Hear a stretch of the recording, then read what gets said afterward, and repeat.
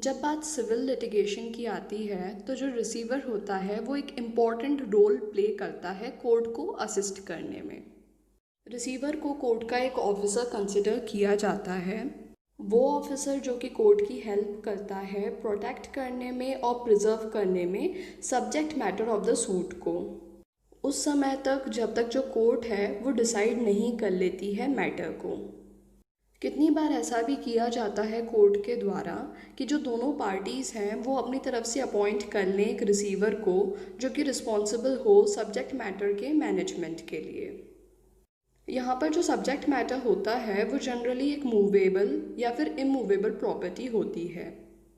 Receiver का काम होता है प्रॉपर्टी का ध्यान रखना, जैसे वो प्रॉपर्टी उसकी खुद की एक पर्सनल प्रॉपर्टी हो। यहाँ पर रिसीवर को वो सारे डायरेक्शंस फॉलो करने पड़ते हैं जो कि उसे कोर्ट के द्वारा दिए जाते हैं।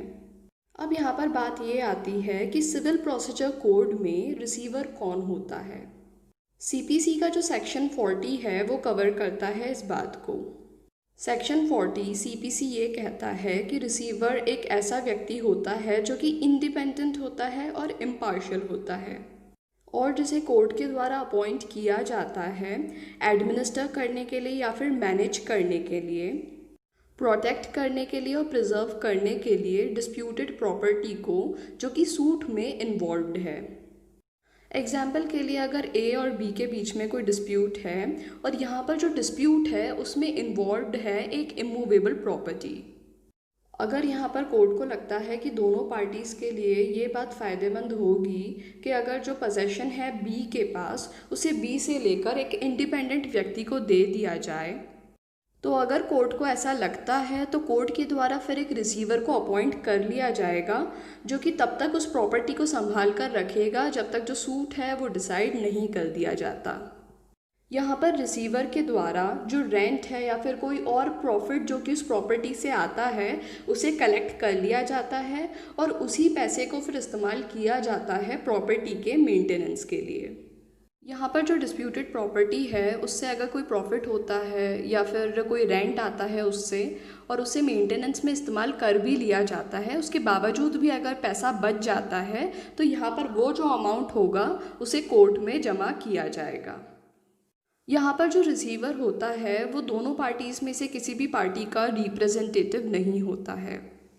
रिसीवर कोर्ट का एक ऑफिसर होता है जो कि ना प्लेंटिफ के फेवर में होता है और ना ही डिफेंडेंट के फेवर में होता है। अब यहाँ पर रिसीवर को अपॉइंट क्यों किया जाता है? What is the purpose of the appointment of a receiver? Suppose ये जो डिस्प्यूटेड प्रॉपर्टी है उसमें दो पार्टीज़ इन्वॉल्व्ड हैं। उन दो पार्टीज़ में से एक पार्टी के पास में पोजेशन है पूरी प्रॉपर्टी की। अब यहाँ पर कोई ऐसा डैमेज कर दिया जाता है उस पार्टी के द्वारा प्रॉपर्टी को जिसे सही नहीं किया जा सकता, तो फिर तो यहाँ पर सूट का पूरा ऑब्जेक्ट ही ख़त्म हो जाएगा। यहाँ पर जो प्रॉपर्टी है अगर उसे डैमेज कर दिया जाता है उस पार्टी के द्वारा जिसके पास उसका पोजेशन था, तो फिर यहाँ पर जो प्रॉपर्टी इन्वॉल्व्ड है पूरे केस में वो प्रॉपर्टी ही ख़त्म हो जाएगी। तो यहाँ पर इस चीज़ को प्रिवेंट करने के लिए कोई व्यक्ति ऐसा होना ज़रूरी है जो कि प्रॉपर्टी का ध्यान रख सके और जो ऐसे डैमेज को प्रिवेंट कर सके। अगर कोर्ट को ऐसा लगता है कि जो पोजेशन है प्रॉपर्टी का वो दोनों पार्टीज़ में से किसी भी पार्टी के पास नहीं जाना चाहिए, तो यहाँ पर प्रॉपर्टी को प्रोटेक्ट करने के लिए कोर्ट के द्वारा फिर रिसीवर को अपॉइंट कर लिया जाता है। Who can appoint a receiver? Civil procedure code कहता है कि जो कोर्ट है जिसके समक्ष अभी प्रोसीडिंग्स पेंडिंग हैं वो अपॉइंट कर सकती है रिसीवर को। अगर कोर्ट को यहाँ पे प्रतीत होता है कि यहाँ पर रिसीवर अपॉइंट करना सही होगा तो फिर यहाँ पर रिसीवर अपॉइंट कर लिया जाता है कोर्ट के द्वारा under section 51D। Receiver appoint करना कोर्ट की डिस्क्रिशनरी पावर में आता है। एक सूट में ट्रायल कोर्ट के द्वारा अपॉइंट किया जा सकता है रिसीवर को और अपील में अपीलेट कोर्ट के द्वारा अपॉइंट किया जाता है रिसीवर को। अब यहाँ पर ये सवाल आता है कि कोर्ट कैसे डिसाइड करेगी कि यहाँ पर रिसीवर अपॉइंट किया जाना चाहिए या फिर नहीं किया जाना चाहिए। रिसीवर को अपॉइंट किया जाए या नहीं किया जाए ये कोर्ट की डिस्क्रिशनरी पावर है। ये एक प्रोटेक्टिव रिलीफ होती है प्लेंटिफ के लिए। यहाँ पर ऑब्जेक्ट ये होता है कि जब तक जो सूट है वो पेंडिंग है तब तक प्रॉपर्टी को प्रोटेक्ट किया जाए। यहाँ पर रिसीवर को तब तक अपॉइंट नहीं किया जाता है जब तक ये बात साफ नहीं हो जाती है कि प्लेंटिफ के द्वारा स्ट्रॉन्ग पॉइंट्स को रखा गया है, जिससे ये बात साफ है कि वो डिफेंडेंट के ऊपर सक्सीड कर जाएगा और यहाँ पर जो पोजेशन है वो प्लेंटिफ को ही मिलेगी। अपॉइंटमेंट ऑफ रिसीवर एक बहुत ज़्यादा हार्ड रेमेडी है, क्योंकि ये डिफेंडेंट को तब तक डिप्राइव कर देता है अपनी प्रॉपर्टी से जब तक कि फाइनल डिक्री नहीं आ जाती है। यहाँ पर जब कोर्ट के द्वारा रिसीवर को अपॉइंट किया जाता है तो सिर्फ इस बात को नहीं देखा जाना चाहिए कि अगर रिसीवर होगा तो प्रॉपर्टी को कोई डैमेज नहीं किया जाएगा, पर यहाँ पर रिसीवर को सिर्फ तभी अपॉइंट किया जाना चाहिए जब ये पता हो कि यहाँ पर एक एक्चुअल डेंजर एग्जिस्ट करता है प्रॉपर्टी को। कोर्ट को यहाँ पर उस पार्टी की कंडक्ट को देखना चाहिए जो कि यहाँ पर एप्लीकेशन फाइल करती है कि रिसीवर अपॉइंट किया जाना चाहिए। ये जो प्रिंसिपल्स हमने अभी डिस्कस करे, जिसमें हमने देखा कि कोर्ट किस तरह से तय करती है कि रिसीवर को अपॉइंट किया जाना चाहिए या फिर नहीं किया जाना चाहिए, ये प्रिंसिपल्स ले डाउन किए गए थे मद्रास कोर्ट के द्वारा in the case of T Krishnaswami Chetty versus C Thangavelu Chetty के केस में। ये जो प्रिंसिपल्स हैं ये अब इंडियन जूरिस्प्रूडेंस में इस्टेब्लिश्ड प्रिंसिपल्स हैं। अब यहाँ पर सवाल आता है कि किस व्यक्ति को अपॉइंट किया जाना चाहिए एज अ रिसीवर। तो ऐसा कोई भी व्यक्ति जो कि इंडिपेंडेंट हो, इम्पार्शियल हो और जिसका कोई भी इंटरेस्ट नहीं हो प्रॉपर्टी में, ऐसे व्यक्ति को अपॉइंट किया जाता है एज अ रिसीवर। अब यहाँ पर सवाल ये आता है कि रिसीवर को कब अपॉइंट किया जाता है। सीपीसी कहता है कि रिसीवर को तब अपॉइंट किया जाना चाहिए जब यहाँ पर एंड्स ऑफ जस्टिस को डिफीट होने से रोकना हो। तो ये दिया गया है सेक्शन 94D में। और इसके साथ ही एग्जीक्यूशन ऑफ डिक्री के लिए कोर्ट के पास में पावर होती है कि रिसीवर को अपॉइंट किया जाए। तो सेक्शन 51D कहता है कि कोर्ट के द्वारा अपॉइंट किया जा सकता है रिसीवर को for the execution of a decree. अब यहाँ पर सवाल आता है कि रिसीवर के पास क्या पावर्स होती है। ऑर्डर 40 रूल 1D बताता है कि पावर्स क्या अवेलेबल होती है रिसीवर को। यहाँ पर जो भी प्रॉपर्टी रिसीवर को दी जाती है, रिसीवर के पास में ये पावर होती है कि वो उस प्रॉपर्टी से रेंट और प्रॉफिट को कलेक्ट करे। यहाँ पर रिसीवर के पास में ये पावर होती है कि जो रेंट और प्रॉफिट वो कलेक्ट करता है वो उस रेंट और प्रॉफिट को कहीं पर अप्लाई करे और उसको डिस्पोज करे।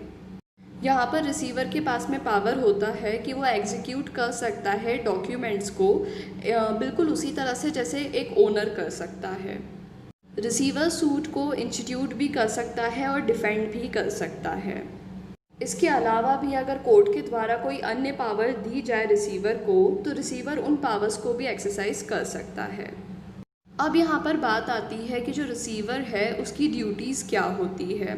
ऑर्डर 40 रूल 3 में बताया गया है कि रिसीवर की ड्यूटीज़ क्या होती है। यहाँ पर रिसीवर को बताना पड़ता है कि उसे क्या अमाउंट आई है प्रॉपर्टी से। अगर जो प्रॉपर्टी है उसमें से रेंट या फिर किसी भी तरह का प्रॉफिट आता है तो यहाँ पर रिसीवर को उस प्रॉफिट या फिर रेंट के लिए अकाउंट देना पड़ता है। यहाँ पर रिसीवर को अकाउंट्स प्रोवाइड करने पड़ते हैं हाफ ईयरली या फिर ऐसे पीरियड में जैसा कोर्ट के द्वारा बताया गया है। अकाउंट में बेसिकली यही लिखा जाता है कि जो प्रॉपर्टी है उससे कितना अमाउंट आया और यहाँ पर रिसीवर के द्वारा कितना अमाउंट इस्तेमाल किया गया प्रॉपर्टी को मेंटेन करने के लिए।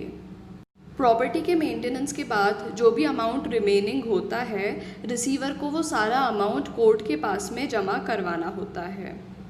अगर रिसीवर के नेग्लिजेंस की वजह से प्रॉपर्टी की वैल्यू कम होती है तो यहाँ पर ये रिसीवर की ही रिस्पॉन्सिबिलिटी होगी। यहाँ पर ये सभी ड्यूटीज़ रिसीवर को खुद ही एक्सरसाइज करनी होंगी और वो इन ड्यूटीज़ को डेलीगेट नहीं कर सकेगा। अब यहाँ पर सवाल ये आता है कि रिसीवर को इस सर्विस के बदले में क्या रेम्यूनरेशन दिया जाएगा। ऑर्डर 40 रूल 2 कहता है कि कोर्ट के द्वारा फिक्स किया जाता है रेम्यूनरेशन जो कि पे किया जाएगा रिसीवर को उसकी सर्विसेज के बदले में। यहाँ पर आपको स्क्रीन पे दिखाई दे रहा होगा कि दिल्ली हाई कोर्ट के द्वारा क्या रेम्यूनरेशन तय किया गया है रिसीवर के लिए। और इसी तरह से कोर्ट्स के द्वारा ये अमाउंट तय किया जा सकता है कि रिसीवर को कितना रेम्यूनरेशन दिया जाएगा। अब यहाँ पर ये सवाल आता है कि क्या कलेक्टर को अपॉइंट किया जा सकता है as a receiver. Order 40 rule 5 कहता है कि कलेक्टर को भी अपॉइंट किया जा सकता है एज अ रिसीवर अगर जो रेवेन्यू जनरेट होता है प्रॉपर्टी में से उसे रिसीव किया जाता है गवर्नमेंट के द्वारा। यहाँ पर कुछ इम्पॉर्टेंट केसेस हैं।